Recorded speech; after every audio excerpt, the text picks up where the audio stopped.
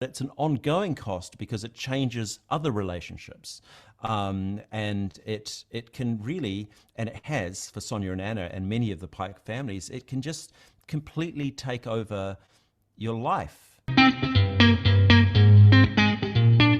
Canada. Well, I have been to Canada. I've been to Toronto. I've been to the film festival. Oh, you have. Oh, that's Yeah, wonderful. yeah, yeah. I Oh, came. It's a long time ago, actually, though, with a film I made about a massacre, a shooting massacre in New Zealand called Out of the film was called Out of the Blue, and yeah, that premiered in Toronto some years ago, which was a great experience. oh, that's wonderful. Yes, that's great. Oh, well, I'm glad to be talking with you. This is wonderful, and thank you so much for the time. I appreciate it. You're welcome. And Pike River is a fabulous film as well. It is such a powerful story. And I had never heard of the Pike River tragedy before, the mining collapse. How did you come to, why did you want to tell this story now? How did you come to be involved? Um, excuse me. Sorry, I've just a little frog in my throat from my coffee sip. um, I Pike River is no, not a well-known story in Canada, but it's an incredibly well-known story in New Zealand. Literally every New Zealander knows about it. It's just constantly in the news because it's a story that everyone knows is a terrible injustice or involves multiple injustices. And I'm interested in stories like that, but I'm always looking for what would make this into a movie. And uh, really, what got me properly involved in this was meeting Sonia Rockhouse and Anna Osborne, and actually doing a road trip with them. I rang them up and said, I'm interested in the Pike River story. And they said, why don't you come on a road trip? And I went on this road trip across the mountains, mimicking the road trip that Sonia takes in the film, and sat in the back of their car while they were driving to Greymouth, driving to the mine, and gosh, it was like I was with Thelma and Louise or something. They were just the dynamic between them. It didn't feel like kind of grieving housewives. The dynamic between them was they were funny, they were witty. They were often sort of quite dirty, and potty humor, and and I thought, wow, okay, there's an amazing story here because I was aware of their story, their fight for justice, but at the heart of it, I could see sitting in the back of Sonia's station wagon that there were two, from my point of view, incredible characters who had a really unique and super close relationship. And because films about characters, that's what we want to see really. And I went, wow, I've got to explore that. I knew there was going to be a film, 20 minutes into that journey. That's amazing. So it really does start with the two of them, and the film is the focus of the two of them, of course. And it's interesting with the Pike 29. Like not being familiar with the story, forgive me. When I start watching the film, I kind of expected it to be about the dramatic rescue and whatnot, but really it's about the fight for these two women to push back and get and for justice for the Pike 29. It's really remarkable. What was it like telling the story through their eyes? I mean, you've spent time with them, and the story is being crafted, working with them to help bring this to life. Oh, working with them was fantastic because they're such, they're alive. These people, they're such great personalities, and I was respectful towards them, of course, knowing what they'd gone through, but because they've lived it, and they've gone through such intensity, like everything was on the table. They were just completely open with myself and the writer Fiona Samuel. I literally know more about Sonia and Anna's very private life, stuff that isn't in the film, than I do about any of my best friends, because I guess the experience was so intense that they're just happy to share anything. Yeah, my sex life, whatever, it's just, and that's a huge gift for a storyteller, because it means that you can just gather story, then filter it, and then of course frame it, hoping that you can reflect back to Sonya and Anna and to an audience a truth. So it was a real privilege having them involved. They were involved in the scripting process with a lot of interviews and just a lot of time spent in the back of that station wagon, and they came to set, which was fantastic. They were there quite a lot while we were shooting, just outside of the frame, which was fascinating for them and very, very special for us. And then they joined us on a nationwide tour just at the end of last year when the film released in New Zealand. And I've sat in 20 packed screenings throughout New Zealand, and in every one there was a standing ovation for Sonya and Anna. And for me to see the validation that they were getting from the New Zealand audience was just an amazing thing. I mean, they've inspired people. That's incredible.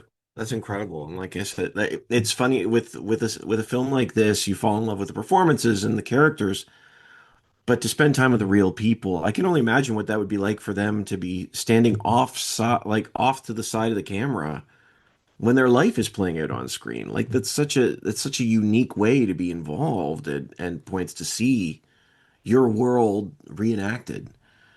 Um, a- and I wondered too, like, Yeah, how crazy, right? How yeah. crazy. I often had that. I often had that thought, and it's one of the pleasures of kind to me. I've been making films for a long time now, and it's my world. I'm used to being on set, and nothing's strange about that. But when you bring in someone new, where you know that everything's strange for them, everything's like this whole weird Hollywood or New Zealand Hollywood kind of world, just sort of like what you see on the behind the scenes stuff, but not. You kind of experience that vicariously a bit, kind of through them. I could really feel their excitement. Sorry, I No, jumped into no, your no, question. no. That's amazing. I wanted to know too, like, the film comes to a sense of closure, but it also feels like it's still open. Is it still going on? The legal battles, are they still going on for this particular story? Yeah, as indicated in the in the final um, Text? title, Yeah, whatever the final whatever it is. text, whatever they call that. It is an ongoing story. In fact, probably sometime in the next month is our indication. We'll discover whether there are going to be prosecutions or not. And if there are not prosecutions, then Sonia and Anna have vowed that they're going to reignite their fight, start the protest over again. I might be making the follow-up film. I'm joking, by the way. But and if there are prosecutions, then that will be a huge thing, because there would be extraditions, and it would be quite a massive thing, and that would, if there are prosecutions, that would truly validate what Sonia and Anna did, because essentially what they did is they stopped the mine from being sealed, right? And when you think about that metaphorically, they stopped secrets, truths from being exposed, from not being exposed. The people, powerful people, were trying to hide secrets away in the dark, which is the best place to hide secrets. And these two went, no, we're going to fight that, because A, yes, we'd like the bodies, the remains of our men back, but B, and much more importantly for them, we want justice.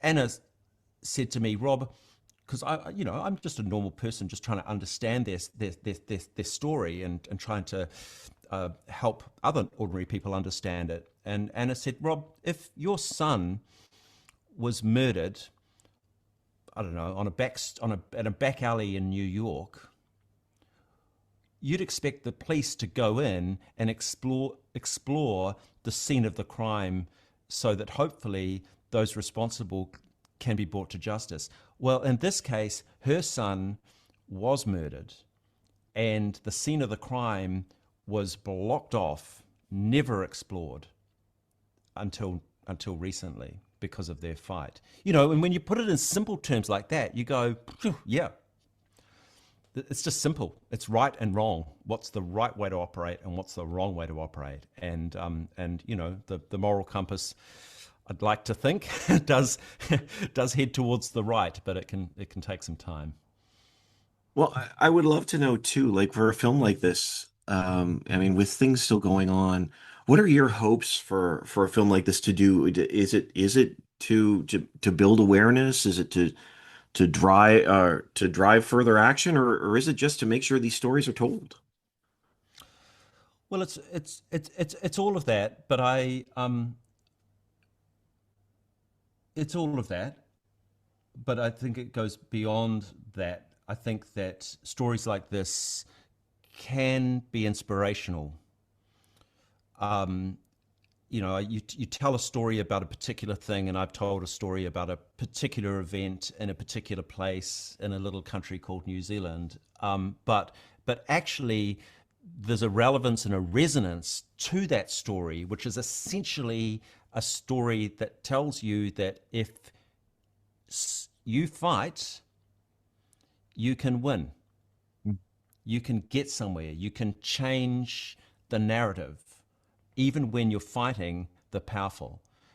And I think that is a story for our times. And I think that that's the sort of story that can inspire anyone, anywhere around the world, you know, because I don't know, I can only speak for myself, but, you know, it feels like we're living in a time where you feel pretty disempowered. You know, it's like there's only, you know, can I say it? You know, two men who seem to have a voice in this world at the moment, and they're both.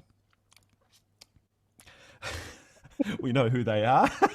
I'm not going to comment further, but I think it's important that the rest of us realize that we actually can have a voice, and that voice can create change. That's what Sonia and Anna realized. That's what the story's really about. Absolutely. So I hope it can inspire others. You know, and who knows? It might inspire young people, a young person somewhere. You know, particularly, I think it can be particularly inspiring for women because these two, Sonia and Anna, are just ordinary mums and housewives. You know, they haven't come from wealth, they haven't come from power, but they figured it out and they took on the most powerful people in New Zealand and changed the game. I mean, that's worth celebrating, right? I think that's worth making a film about too. Absolutely. I think the term ordinary in their case is an interesting one. Uh, It's in yeah, inverted commas, put right? it in quotes. Yeah, yeah. Yeah, totally, absolutely. But there is something to that. Is that yes, they were wives and mothers but they do like who are well. I want to be careful what I say here. Um, they are everyday women who have stepped up when the opportunity arises to do something utterly remarkable, and it really is an incredible story. It's just amazing to see the the passion for justice that they have out of love for their loved ones for sure, but the drive and the passion that stems out of them is just remarkable. Yeah, I mean, we all, it's great to celebrate. I agree, of course, and it's great to celebrate these sort of figures. But the other thing that I wanted to do with the film was, really also make it real and show that there's a cost to all this. Which is why the film also explores the relationship, for example, between Anna and her daughter. In order to take on this fight, in a way, she had to leave her family for a bit. She had to kind of, she was so single-minded that she sort of forgot everything else, and all of that's kind of great now. In fact, her daughter came to the film, had a special screening of the film, and was, hugely moved by it, and really celebrates her mum now. They've got a great relationship. But I while wanting to inspire people, I it's a true story, and the truth of a story like this is that these events, they're hard, they take a toll. My term was what is the cost of Pike, and the cost of these sort of industrial tragedies, which do happen everywhere, including Canada, is a obviously a personal cost to the families, which is the cost of not having their loved ones around, but it's an ongoing cost because it changes other relationships. And it can really, and it has for Sonya and Anna and many of the Pike families, it can just completely take over your life for a decade or more, forever. It can destroy your life, and that's just awful when you think that the reason for that to happen is because someone wanted to make some money, and build a mine the cheapest way possible without the right safety regimes. That was basically a ticking time bomb. No one thinks of the cost of these things, and in cases like this, there's always a huge human cost, and we don't talk about that very much. The news cycle moves on. I guess a film like this, shines a light kind of back on those ordinary people. Well, and I love the way you said that there. You're right. The news cycle does move on, but the families don't. They can't. It's not the same way.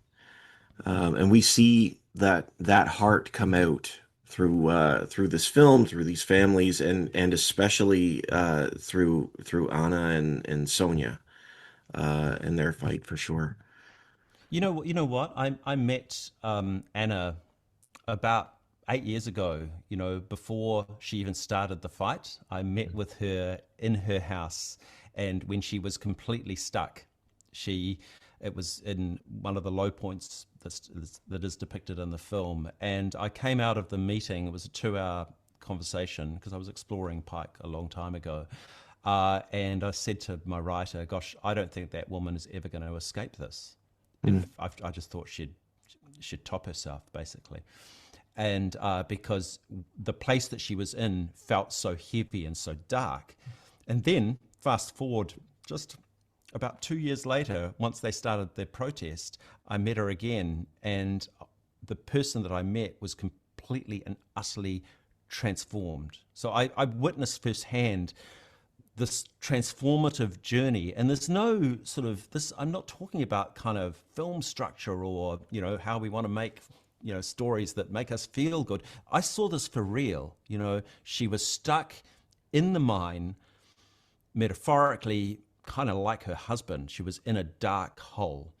And through fighting, she released herself.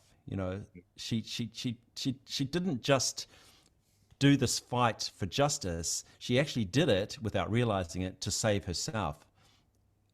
And I think there's an interesting lesson there for any of us. We often think, oh, we'll just that's a hard thing. We'll put that in a box and shove it away. And sometimes you've just got to deal with it and fight. And Anna and Sonya are, I think, living testament to how that can change everything.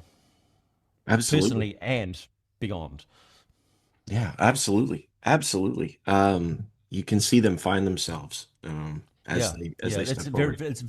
that's very very accurate to the truth, that sort of that journey, and but of course it was amazing to see it firsthand.